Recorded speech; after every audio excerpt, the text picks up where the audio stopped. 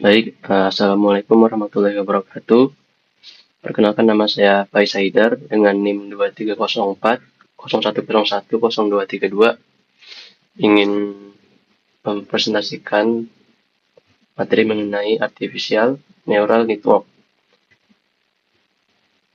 Dan kali ini itu adalah UAS kecerdasan buatan dengan penjelasan sebagai berikut. Dari penjelasannya yaitu Artificial Neural Network atau disingkat ANN itu jaringan saraf tiruan yang merupakan salah satu permodelan kompleks yang dapat memprediksi bagaimana ekosistem respon perubahan variabel lingkungan dengan terinspirasi oleh cara kerja sistem saraf biologis.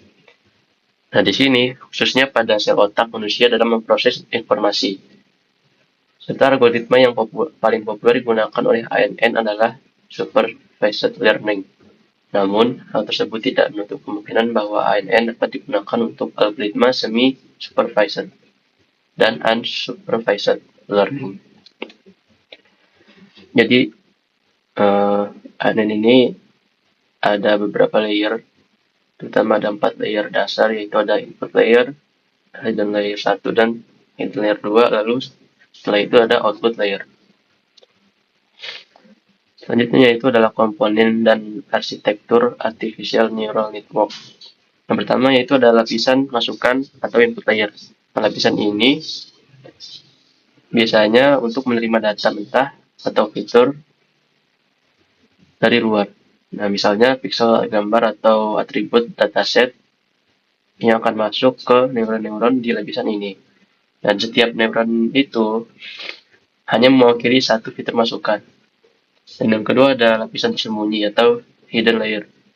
Dan lapisan ini adalah lapisan yang di tengah yang merupakan proses utama dan data dari input diproses melalui bobot dan fungsi aktivasi. Nah, pada lapisan ini jaringan menemukan pola dan fitur tersembunyi dalam data. Dan yang ketiga ada lapisan keluaran atau output layer. Di lapisan ini merupakan lapisan yang terakhir yang menghasilkan output dari jaringan. Dan setelah pemrosesan di lapisan tersembunyi atau hidden layer, lapisan ini atau lapisan output layer menampilkan hasil prediksi atau klasifikasi. Dan selanjutnya ada jenis-jenis Artificial Neural Network. Dan yang pertama ada perceptron atau jaringan saraf satu lapisan.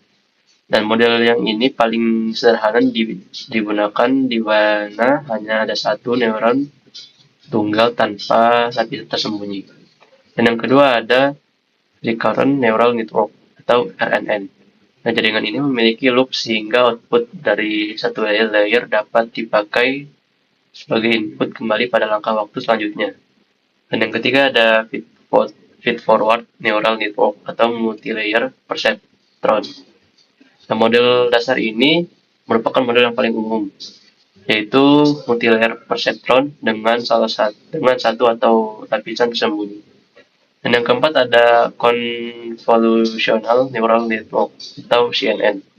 Nah, di jaringan ini saraf yang banyak digunakan di bidang fisik komputer. Nah, CNN menerapkan operasi konvolusi pada input atau seperti gambar untuk mengekstrak fitur spesial. Dan selanjutnya keunggulan dari ANN atau Artificial Neural Network yaitu yang pertama mampu belajar dari data yang kompleks. Nah, ANN ini dapat menangani data yang sangat rumit atau tidak terstruktur seperti gambar, audio, atau teks dengan mengenali pola-pola tersembunyi yang sulit dideteksi metode tradisional. Dan yang kedua ada kemampuan paralelisme, yaitu perhitungan pada jaringan dapat dilakukan secara paralel atau neuron. Dan yang ketiga ada generalitas dan adaptasi. Dan setelah dilatih, jaringan saraf tiruan dapat menggeneralisasi hasilnya ke data baru yang belum pernah ditemui sebelumnya.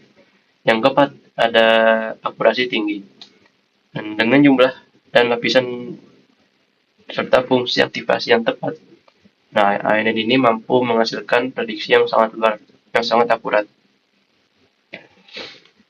Samping dari keunggulannya, ANN juga mempunyai kekurangan, yaitu yang pertama ada model atau kotak hitam, atau disebut juga black box. Nah, ini disebut jaringan yang secara tiruan sulit dijelaskan secara intuitif. Nah, ketika jaringan menghasilkan output, proses internalnya tidak mudah dipahami oleh manusia. Dan yang kedua ada rentan overfitting. Nah, ini termasuk ke jika arsitektur terlalu kompleks atau data pelatihan terbatas, jaringan saraf bisa terlalu menghafal. Nah, pola latih overfit dan kehilangan kemampuan generalisasi. Kita memerlukan teknik regularisasi atau data lebih banyak untuk mengatasinya. Dan yang keempat ada ketergantungan perangkat keras.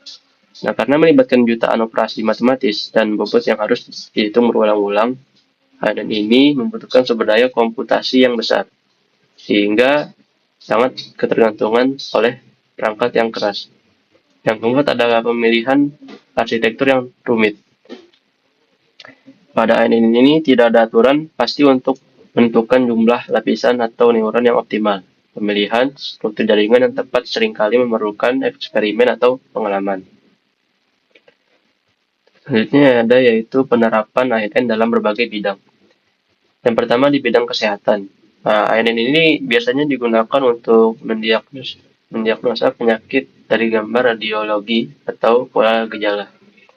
Serta di bidang keuangan, biasanya dalam analisis resiko dalam prediksi pasar modal. Nah, ANN ini memproses data historis yang sangat beragam untuk memberi sinyal investasi. Yang keempat ada e-commerce. Nah, sistem rekomendasi ini seperti contoh di toko online sering didukung oleh ANN. Nah, jaringan mempelajari preferensi pengguna dari data belanja dan klik, lalu menyarankan produk yang relevan. Yang keempat ada industri dan IoT. Nah, di bidang manufaktur atau IoT, ANN sering dipakai untuk prediksi kerusakan mesin, kontrol optimasi sistem, dan lain-lain. Nah, dari penjelasan keseluruhan mengenai ANN dapat disimpulkan bahwa ANN memiliki peran yang sangat penting dalam aplikasi modern, mulai dari kesehatan, finansial, e-commerce, hingga pengolahan citra dan suara.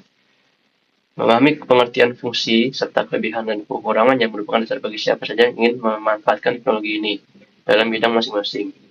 Dengan belajar dan berlatih ANN, dapat mengembangkan solusi berbasis AI yang lebih cerdas dan inovatif.